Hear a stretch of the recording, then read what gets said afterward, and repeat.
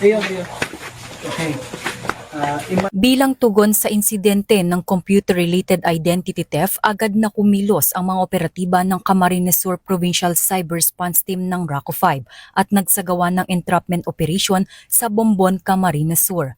Ayon sa investigasyon, isang 18 anyos na lalaki ang gumawa ng isang peking social media account gamit ang pangalan at larawan ng isang babae na walang pahintulot at ginamit ito upang manghingi ng pera sa iba't ibang individual.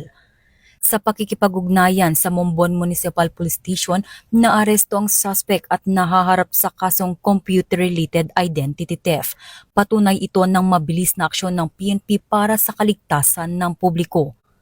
Hinihikayat ng PNP-ACG ang lahat na maging mapanuri sa social media, iwasan ang pagbabahagi ng sensitibong impormasyon at iulat ang anumang kahina-hinalang aktibidad sa pinakamalapit na himpilan ng pulisya o sa opisyal na communication channels ng PNP.